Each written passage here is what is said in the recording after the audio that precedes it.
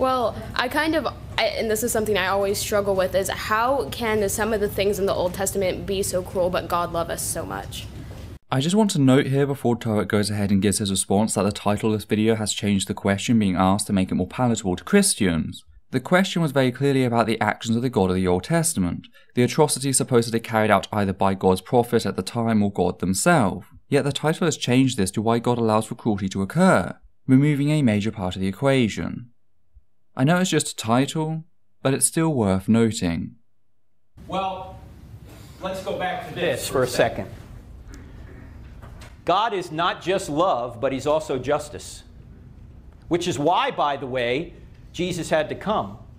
Because if he was just all love, borderless, in the sense that he never judged sin, then he wouldn't be God, because God is the standard of all the moral virtues, including justice.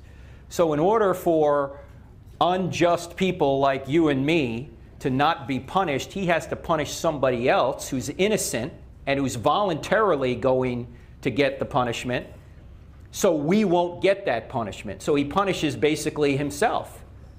That way God remains just and the justifier of the one who has faith in Jesus. This is what the Apostle Paul says in Romans chapter 3, verse 26.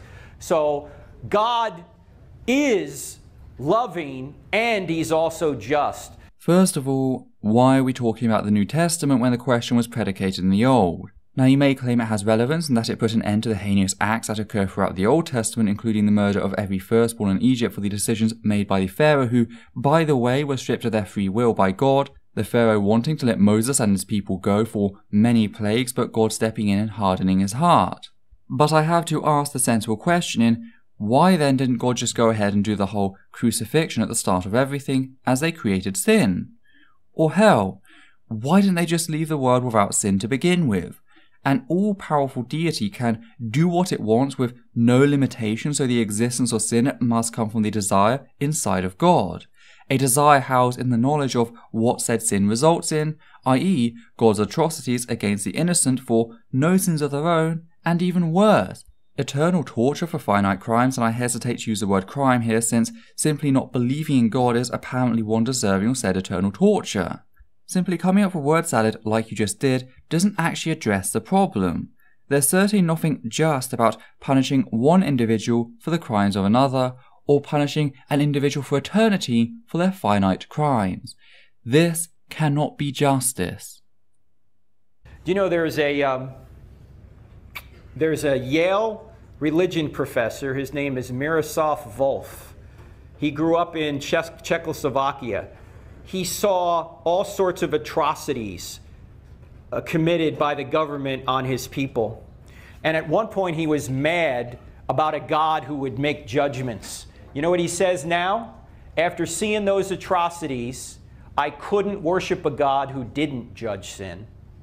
I couldn't worship a God who would turn the other way and never punish those evildoers. I mean, if a judge has a murderer come before him and the judge knows he's guilty, and then the judge says, I love you, you can go, is that judge just? Is that a good judge? No. God is a good judge. In fact, Volf said, God judges because God is good. If he doesn't judge, he's not good. Does that make sense, Randy? Thank you.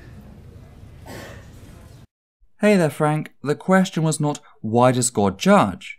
The question was, how does the claim that God is loving account for the atrocities, including genocide, carried out by God in the Old Testament?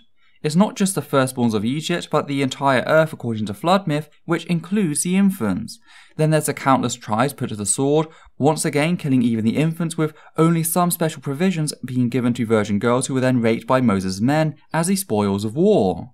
It's pretty sickening how you twist such a non-answer out of a perfectly straight question. The apparent actions of your God make what Volf saw in Czechoslovakia look like a minor slight, as horrendous as it truly was.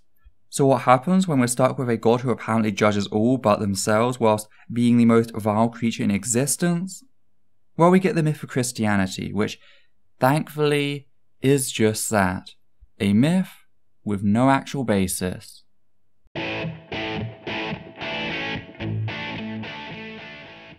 Hi there. I just want to say a few things here at the end of the video before you go.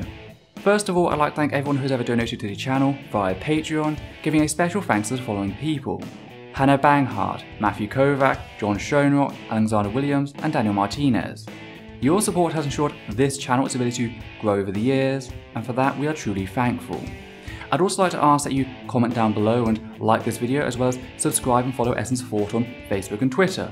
Please also consider following Atheist Alliance International on Facebook, an organisation dedicated to helping atheists around the globe. Lastly, I'd like to request that you treat the people responded to in this video with a reasonable degree of respect. Whilst we fully understand that there are justifiable limits to said respect when tackling certain heavy topics, and anger can be a very genuine emotion in tackling injustice, do note any comments utilising language which insults others on the basis of perceived gender, sexuality, ethnicity or ability, both mental and physical, will be removed immediately, and the commenter may be blocked on the moderator's discretion. Let's keep this space one which upholds the humanist values. Thank you for watching.